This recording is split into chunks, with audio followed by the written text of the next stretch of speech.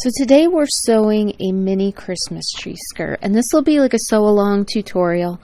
So by the end you'll know how to make this template shape and how to do this whole project. So this would be really fun if you have never quilted before or done a project like this.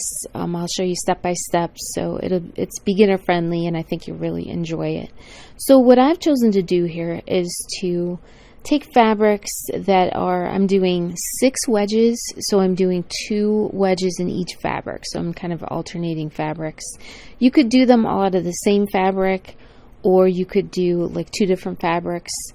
I kind of love doing like plaid fabric and then alternating that with a plain fabric. I think it looks really pretty, and that way plaids, you don't have to worry about the fact that it won't match up. So in this case we're going to need scraps, or you're going to need the equivalent to like 3 fat quarters or 3/4 of a yard.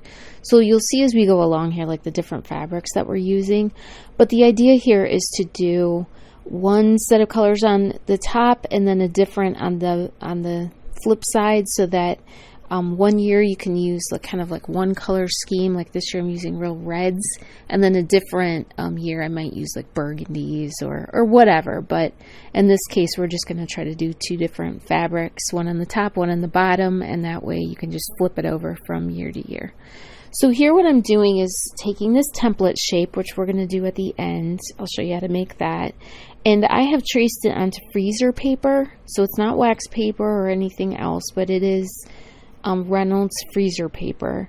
And so I trace it onto the paper side, and then that allows you to iron it to your fabric, which I'm doing. You can do it to the right side or the wrong side. I've kind of done it both ways here.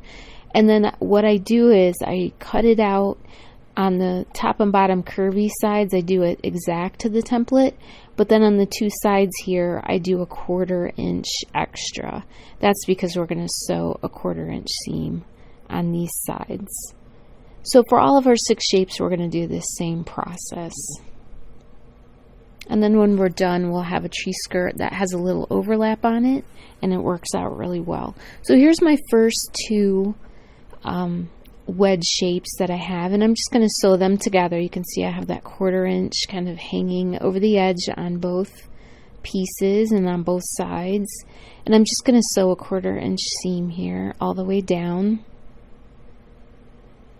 And then I'm just going to open that up, and you can see I've left that freezer paper template, so I could have taken it off. I kind of like to sew things with that freezer paper on. It's kind of fun. So I'm leaving that on for the moment, and then I'm just sewing that seam. I'm going to open this up, and then if I need to I'll press it with my iron. And I'm just going to do now 1 set of 3, which is like half the little quilt, the tree skirt shape. It's going to be half of that. So we'll do 1, and then I'll kind of repeat the same for the next half.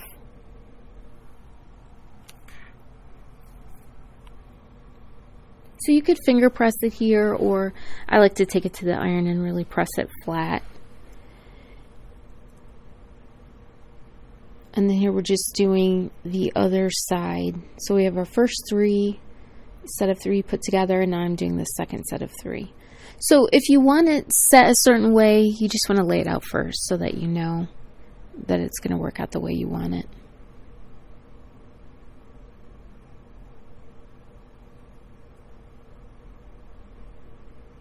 So I'm going to go ahead and add this last wedge shape. So what this gives us is a nice gentle like scalloped shape on the outside, and then a little bit of a curve on the inside. So it'll be somewhat of a circle on the inside, so that's where you would put it around the tree. So I'm just going to open this up and make sure that I press it, and now I am going to add those 2 halves together, but I'm only going to add this one side. I'm only going to sew the one side. The other side we leave open. So I'm just going to go ahead and sew this 1/4 inch seam. And then once we're done with this, we want to go ahead and press it, but then you're going to want to remove those paper shapes. So if you have a paper shape that's still usable, like you haven't sewn over it, then you can just do a whole nother tree skirt with these same shapes. So you can use them several times and then they'll kind of stop being able to stick. But so this is our completed little mini tree skirt, and what we want to do now is we want to layer it on quilt batting, but what we're going to do is we're going to pull it apart a little bit so that, because normally if you lay it down it's going to want to overlap, but we're just going to spread that out so that that seam that we did not sew, that we have quilt batting showing.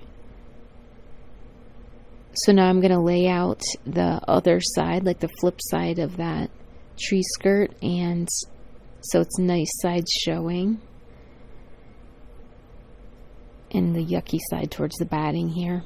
And so now I'm just going to lay this whole thing out, and I'm just making sure that that little tree skirt is kind of spread out a little bit more than it would normally do, but that works fine. So I'm just going to spread it all out, and I'm making sure that the sides of that back piece are still sticking out, so they're not underneath that whole quilt top. So now I've put in a few straight pins just so I can easily get them out. And I'm going to go ahead and quilt. So I have nothing special going on in my machine. I've picked a thread color that matches, but I'm just going to quilt about 1/4 inch away from that seam that we sewed, and I'm going to do that down both sides of this seam. So that's all the quilting that I'm going to do on this little piece.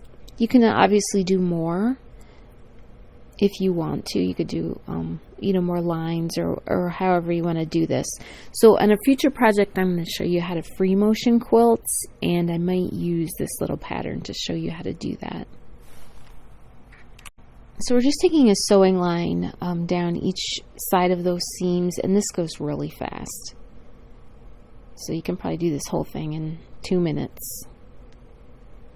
And that's all the quilting that we're going to do on this little piece.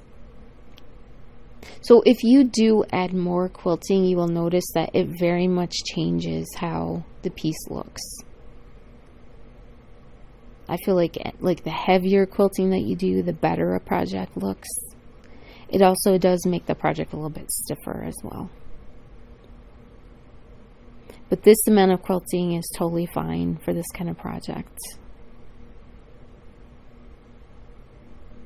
And if you're new to buying quilt batting, they do sell it at Michael's in like a craft size.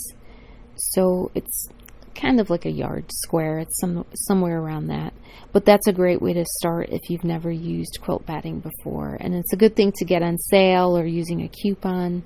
So most quilters will have, 3 or 4 packs of batting kind of waiting in the wings. But I tend to do that like when it's on sale, or somehow I can get it a little bit cheaper. Otherwise, quilt batting can be, one of the more expensive things in your project. So it's kind of nice to plan that out and have that ahead of time.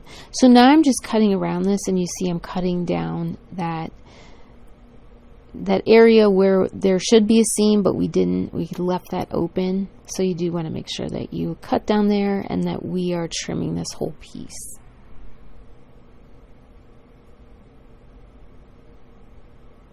And once we finish doing this, then we are going to add a binding strip to this, and then we'll be done. So it's a pretty quick project. The most time-consuming part of it is that binding strip. So I'm just, again, trimming all the way around this, making sure that I also trim around that slit so that that's open. And you can see it is just a real gentle scallop shape, which I really like. I don't think I would like it if it was like really kind of like a severe, rounded edges or whatever. This is kind of a little bit of like a loosey-goosey shape, and I just really like that. I feel like it goes with whatever you want to put with it. And this also works well with like cake stands. If you want to put it under a cake stand, that works really well too. So now we're going to cut this binding strip, and so now you're going to need like a fat quarter would work, or if you had like a 1/2 yard of fabric, we're just going to kind of cut the middle of it out of it. So what you want to do is you want to take your ruler, and instead of cutting a strip like on the square edges where we would normally do that, we're going to take a ruler and just go totally diagonal here. So my ruler happens to have a 45-degree line on it, but honestly, if you can just kind of visualize that 45-degree angle or just going totally diagonal, that will be completely fine. So we just want to get our first straight line going diagonal here, and you can see it makes it a little bit harder to cut those. You get a lot of those straggler threads that don't want to cut. So now that I have that nice straight line, I'm going to take 2-inch strips. And I'm just going to cut enough of these strips that it adds up to 60 inches. And we're going to measure that, but we're going to do it from like the usable part of this. So if you have like a long pointed end, you don't want to measure that part of it because you can't really use it. We just want to measure the parts like the center of it that we'll be able to use for our binding strips. So here I'm just getting my first like 2-inch strip. Now the reason why we're cutting this on the diagonal, which is called the bias in quilting, is just because if you have a curved shape, then this allows you to easily curve it around. So I don't know if you've ever seen like a wedding ring quilt where they have that very curved edge. Then you could use a bias binding and then you can easily curve it right around. So that's why we're doing it this way. So now I kind of folded that fabric over. As long as you have that nice straight line, you can fold it over, and this makes it a lot easier to cut those strips. So I'm just going to keep cutting strips. I think I ended up cutting maybe 5 or 6. And then I did actually just measure it, and I kind of went like, if I got like 10 inches, I just kind of added from there. But it's helpful to have, in this project, we're going to need 60 inches, and you just want to make sure you have enough that you're not kind of running short, because that's kind of hard when you're in the middle of the project if you're running short. So if you need to do more than 60, that's fine. But see here, I'm just measuring that, but I'm not measuring those pointy ends because we can't use those. So once I know I have that, when I sew it together, I'll have at least 60 inches of strips. Now I'm going to go ahead and sew these strips together. So I just put the bottom strip face up, and then when I add the other one, I'm putting it face down. And then what I'm going to do is just sew like a straight line across there. And then I'm going to open it and check it and just make sure that I have the right sides showing. Because on this strip, you always want the right sides together. And then after you're done sewing, you'll see the right sides of the fabric. But if you accidentally flip it upside down, it's kind of good to figure it out before you're adding additional strips to it. So I'm just taking a straight seam here, and I'm just going to trim a 1/4 inch at the end of that and kind of cut those pointy ends off. And then I'll just open it up every single time. I can press it at this point, but I also just want to make sure I have both. I have nice sides showing. Because when you're doing like a long binding strip like this, you do want to just double check that you've got all the nice sides showing. It can get confusing if you're doing like enough binding to go around a whole huge quilt. And I've definitely done that where I flipped it and then I have like one strip the wrong side is showing instead of the right side. So I've kind of learned to check it like every single strip that I add.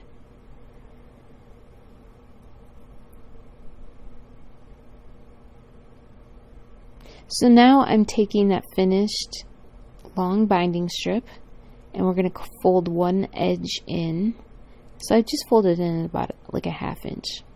And I'm going to add it to that slit where we cut that slit. Basically the one seam that we didn't sew. I'm going to start that about 1/3 of the way down. And I'm just going to align that with the edge there. And what I'm showing you is we're doing about a 3/8 inch seam, so a little bit bigger than a 1/4 inch.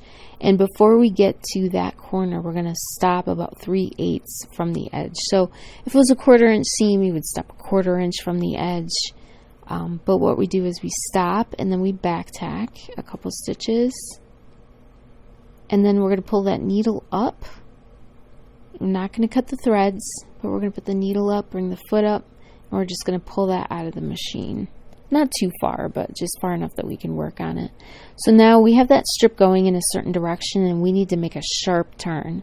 So here what we do is we pull that binding strip and we pull it at, you see it's like a 45-degree angle there. And it's in line with our new edge. And then I just flip it back on itself and then we start sewing right on the edge there. And you can back tack here, you don't have to. But we're basically going to start sewing here and then we'll just line that strip up with our new edge. That is how we turn a corner. So it could be not a 90-degree angle, it could be a different degree, but that's how we work a binding strip around a corner. The other way you can do it is just to have your ends hanging out, and then that's what we did on our, like the large makeup bag project. I just had like the ends hanging out and we folded it like a gift. But this is how you take a continuous strip of binding and then we turn that corner. So we'll do that a few times here so that you get practice in how to do that, because it takes a few times until it makes sense. So now we're just working that strip all the way around.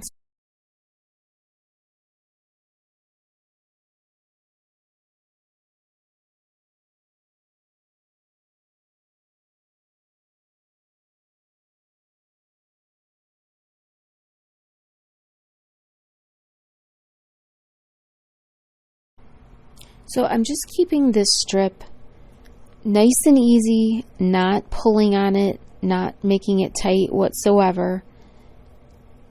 Because if you start pulling it, and I'll tell you with this bias binding or binding cut on the diagonal, it feels almost like knit fabric. It is so stretchy. So you just want to make sure you're not stretching it at all, that you're just more easing it around. Because what happens is if you do it very like this, where you're not pulling on it at all, you're just kind of easing it around, your project will lay flat. But if you are pulling on it, what you're going to end up with a project that has like ruffling, and it won't lay flat. So our goal here is to have it laying nice and flat. So now I'm just curving that around again, and again we're going to stop 3/8 of an inch in from that corner. And this will help us turn that corner. So we're just going to stop sewing. We're going to back tack a couple stitches. And then you're just going to pull your needle up and take the project out. Not too far, just as far as you need to work on it, because our threads are still hanging. We haven't cut our threads. And we're going to take this and we're going to turn it at like a 45-degree angle, so that that bottom of our binding strip now is kind of in line with our new direction. And now we're going to flip it back on itself like that, and now we've gone into that new direction. Now when we bring that fabric around to the other side, and we are adding this to the back of our project, not to the front right now. So our first go around is on the underside of our tree skirt. When we're finishing this up and we bring it around to the front and finish it off and everything, we'll have really nice mitered corners. So it's really very finished, very nice look. So now we're at another corner here. So we're again going to stop 3/8 of an inch from the edge, and we're going to back tack. Then we're going to pop that needle up, and we're going to pull it out from under that foot. And now we're again going to turn this corner. So you can see we're just pulling, we're giving that like a 45-degree angle, and then I'm flipping it back on itself. And now we're just going to start that new direction. And now you just start sewing from the edge. And you can back tack if you want, but you don't have to. And now I think we're in that circular area on the inside of this tree skirt. So same thing as before, we just want to add it onto here, but we're just going to, ease it on. So we're not going to be pulling on that binding strip at all. And we want to make sure that we keep that 3/8 inch of a seam. It's kind of easy to sew too small of a seam when you're doing like a tight curve like this, but we want to make sure we just take a few stitches, realign it, take a few more stitches, but we want to make sure that we're maintaining that 3/8 of an inch seam.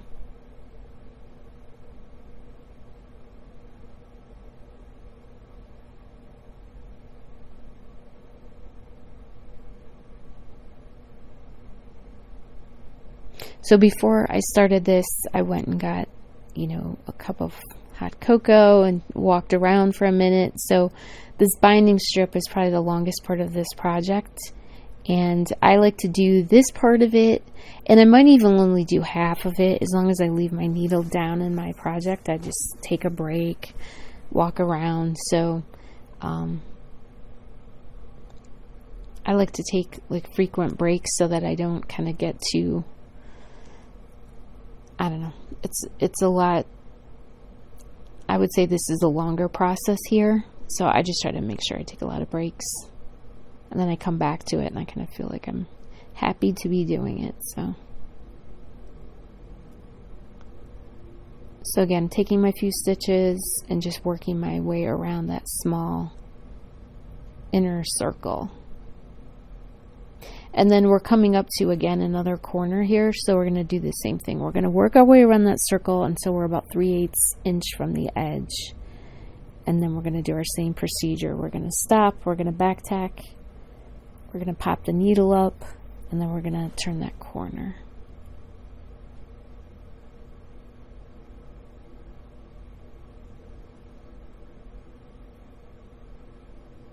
So we pop the needle up, we pull it out from under the foot, and we're not cutting those threads. But I'm going to go ahead and flip that.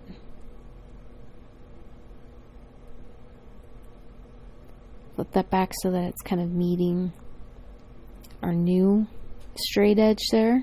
And then I flip it back onto itself. And then again, it's just creating a nice mitered corner. And then we just start sewing from that edge.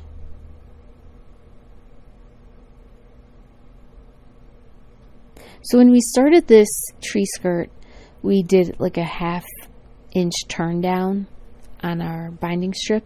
And then now what we're going to do is we're going to sew right over top of that.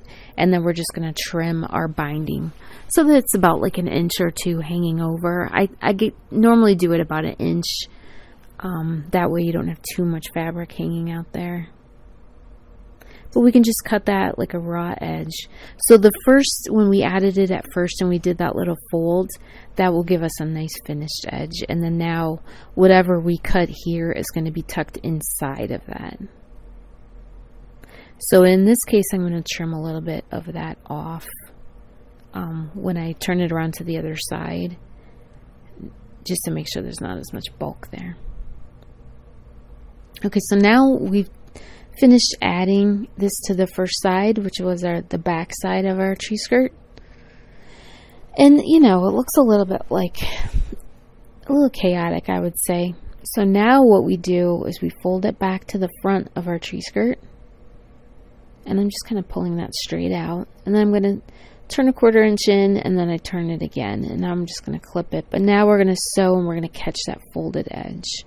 And all of this is meant to cover that first seam that we just sewed. But you'll see as we go along here, it gives it such a clean, nice edge.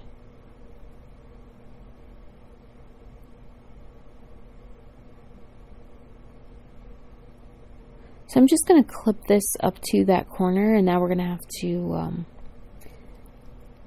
before we added it, we kind of turned that corner. So now when we do this corner, we just kind of make sure that that miter looks good. And typically I'm doing this with a seam ripper. It's just nice to have almost like a little straight edge, because with your finger you can't quite get it super straight. So all I have here is scissors, so I'm going to go ahead and use scissors. But you can see I'm trying to pull that out really straight there. But that gives me that nice mitered corner. But the nice thing about this is you can figure it all out and turn it the way you want it and clip it, so it's all looking pretty perfect before you even go ahead and sew it. So we do what we always do with binding strips. We turn 1/4 inch in, and then we fold that over. And we just wanted to go past where we just sewed that first seam.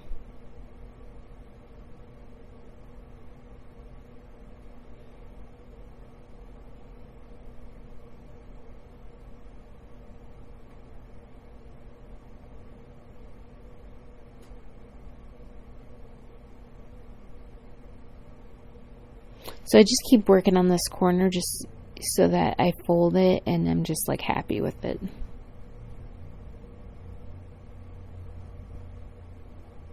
And once I'm happy with it, I'll just clip it and then we'll be ready to sew up to that corner.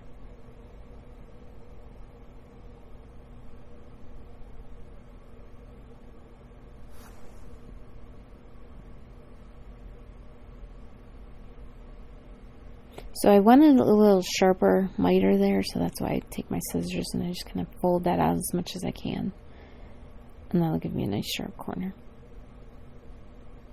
But like these little touches, it really does make a difference because you'll be looking at this for years to come. So it's worth it to take an extra few seconds here and just make sure it's folded the way that you want it. So now that we have this part folded, I'm just going to pull a clip off and start sewing. But now, you know, we just kind of sew right along, so this part goes a lot quicker.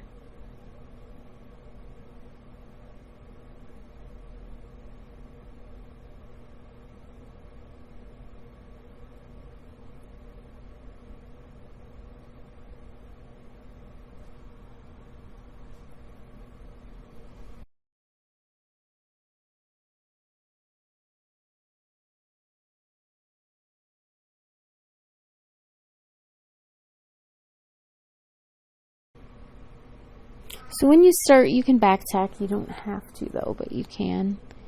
And then I'm just going to sew and then take these clips off as I'm going. So this project, I'm making the whole thing out of quilting fabric, which is 100% cotton fabric. And that way you can actually wash it. When you wash it, it might shrink a little bit, just so you're aware of that. But now this size is about 14 inches, this tree skirt, the diameter is. But let's say you wanted to do something larger. You can take any large round shape, like let's say a lid of a trash can or something like that. And if you cut it into 6 wedges, you're going to have the same type of tree skirt as this. So you would just divide it into 6 folds, and then you would cut the, your wedge shape apart, but then just remember to add your seam allowance. So in this case, we're doing a 1/4 inch seam allowance.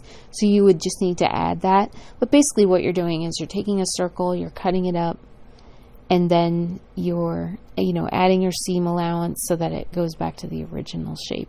So that would be a great way to handle making a tree skirt if you know you want a custom size or a different size. Then you could do it that way.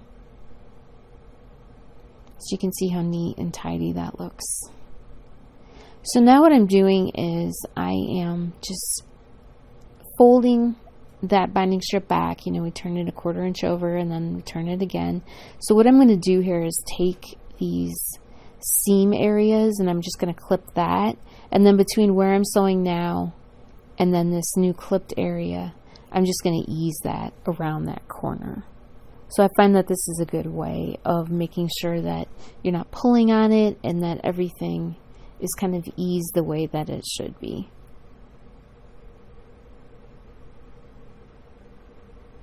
And you can see I'm just taking a few stitches and kind of pivoting it.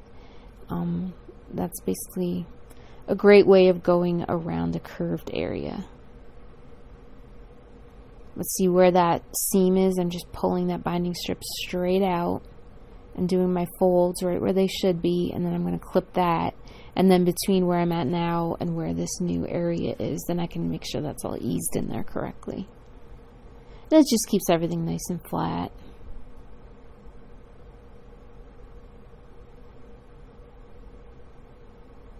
But the first part of putting a binding strip on is not that rewarding because you're kind of making the whole project look a little bit worse. But then this part of the project where you're kind of finishing off those seams, it's so rewarding because you can see that you're almost done. So I'm just trying to keep this consistent.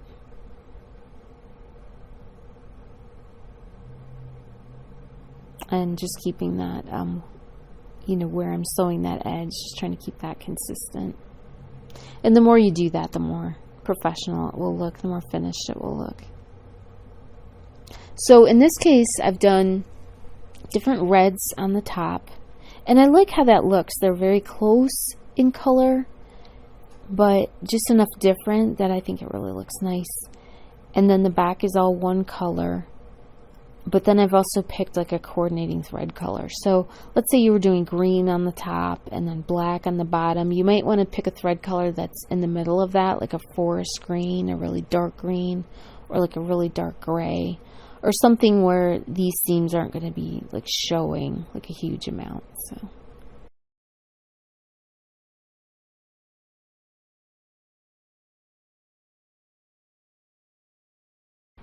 So here I'm showing you kind of this whole process of going around this tree skirt with this binding strip, because this is the most difficult part. I mean, the first part of it you can get done in 5 or 10 minutes, and then this part is what is more time consuming.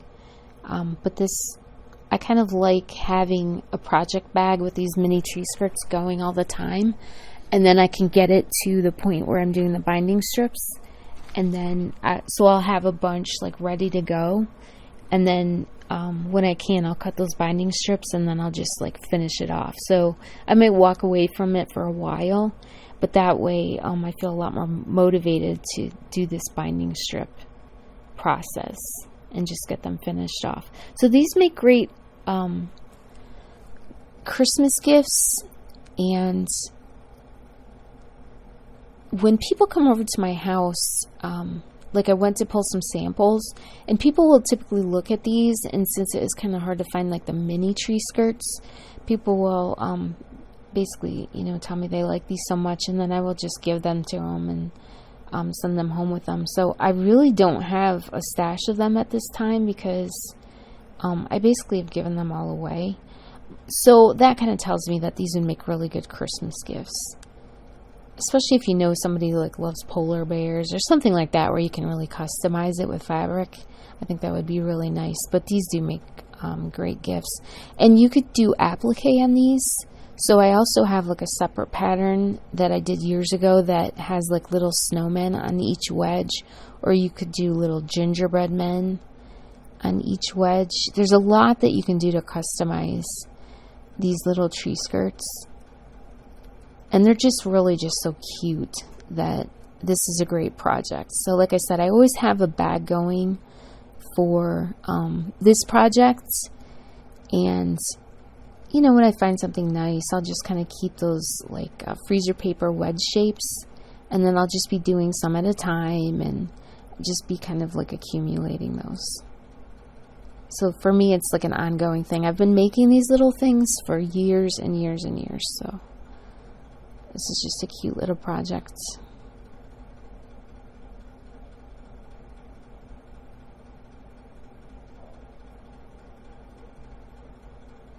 But that Christmas tree that I showed was in my kitchen. So I do like to do, like, that's a pretty big tree. It's probably 3 feet tall. But this skirt still works for that. I would say this one's kind of intended for like a foot tall, like a little Christmas tree. But it still works for the like mine is maybe a 3 foot tall Christmas tree, but it definitely still covers that base. And as I said, I use them for putting under like cake stands, and like for Thanksgiving this year, I you know, needed something for like under a pie plate or something like that. So these kind of have multiple uses.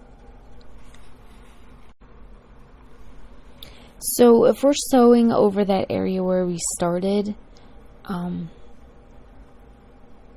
you know, I like to start in this, like where the slit is, and then I also like to start that maybe a third of the way down or maybe half of the way down, but somewhere where it's away from a corner, because if you start the binding strip somewhere where it's like near a corner or in this like rounded area, it just kind of makes it more difficult. And I find that this, like that nice straight edge is a good place to do it, and then it's covered up like when you're using it, so it looks pretty nice. So here we're just going to go around that corner again, and I'm just again stopping a 3/8 of an inch away, and then I'm just going to get that mitered edge looking good And then we'll go ahead and turn that corner.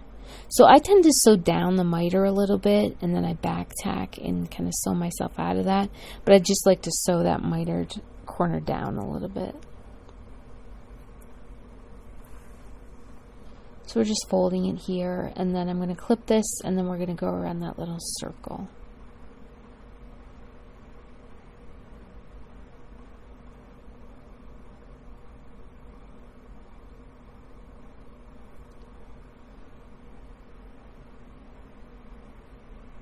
But as I said, I'm trying to show you this entire process, especially if you've never done anything like this before, so that you can kind of see what I'm doing at each step of this.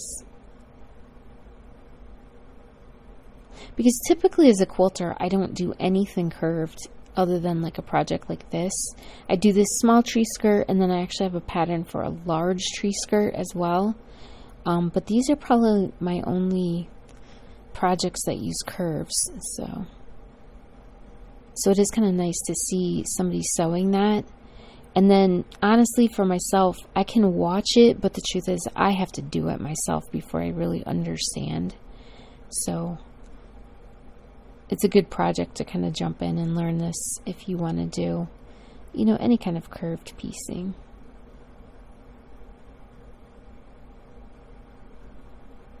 So now this inner circle is small, so this doesn't take very long, but I'm just taking a couple stitches, kind of repositioning it, taking a couple more stitches, and just kind of working it around that way.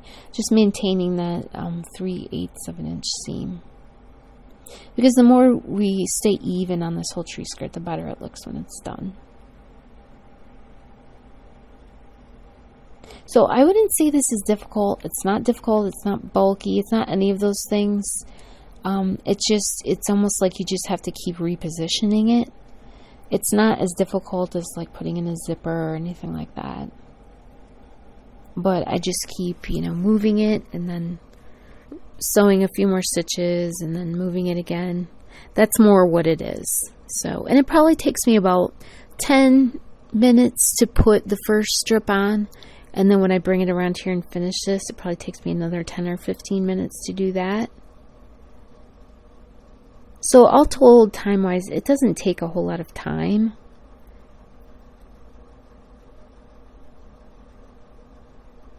But it's like every stitch you have to pay attention to what you're doing.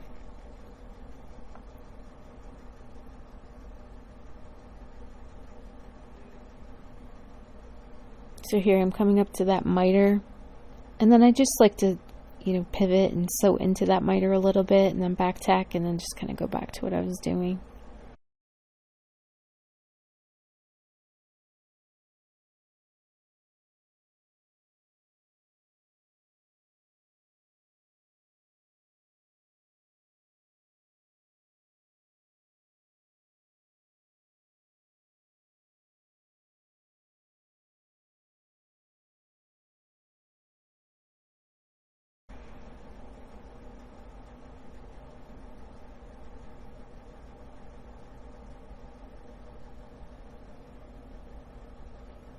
Okay, so here's our finished tree skirt, and you can see the top, they're different colors and different patterns, but they're so close to each other. I just think this is really nice. It gives like a lot of interest.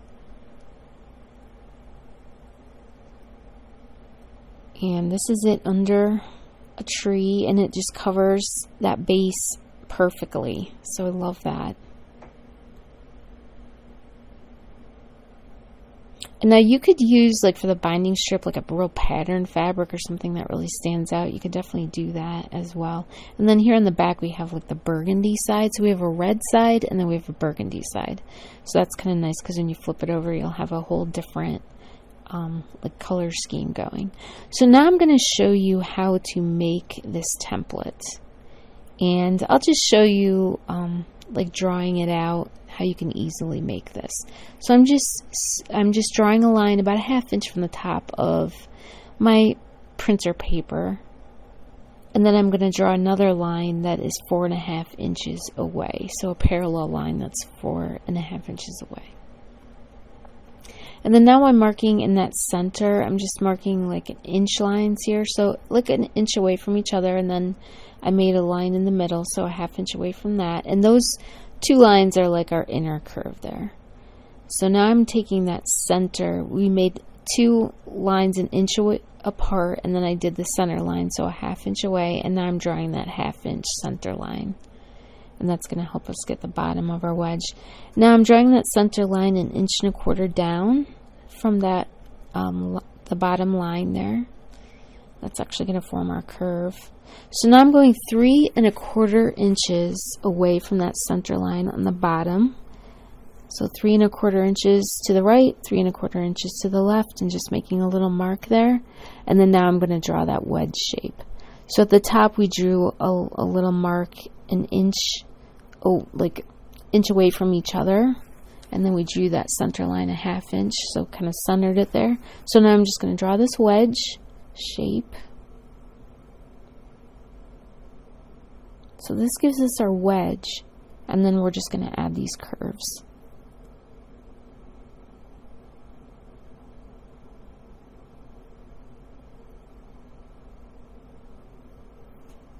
So I go an eighth of an inch down from the top, and then I'm just using like a tape roll. So as long as you can hit that top mark, the top two marks that are an inch apart, and the 1/8 of an inch where we're going down, anything curved like that will give you just a nice little scoop. That's what we need on the top. And then the bottom here, I'm just again going that bottom, those two marks that we made that were 3 1/4 inch away from that center line, and then they hit that center line that's an inch and a quarter down. We're just going to do a nice curvy shape there. And this tree skirt gives us just like that nice scalloped edge, a soft one, not like a major one. Otherwise we'd have to worry about being really careful here. But any curved shape that kind of hits those 3 points will be perfectly fine. And I'm going to just cut this template shape out. Now my template shape, I've had it for years and years. So it's kind of a good idea to maybe do this and then maybe cut it out of cardboard. And then from there, I will trace it onto freezer paper. So I just kind of stacked up my freezer paper, and I actually did 3 shapes at a time. And that way I would have 6 shapes, and I could just match it up to whatever scraps I had and get those cut out. So I'm cutting the top little curve there.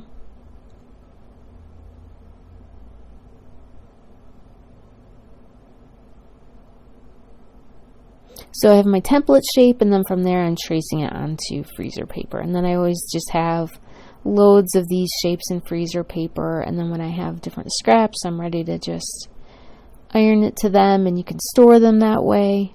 But then, you know, you would need 6 wedges for one tree skirt, and then you are just ready to go. When you're ready to sew it, you can grab a few pieces out and you're ready to go. So that is the end of this project, and I just want to thank you so much for sewing along with me. I hope you enjoyed this one, and I hope you use it for years to come as well. So thank you so much.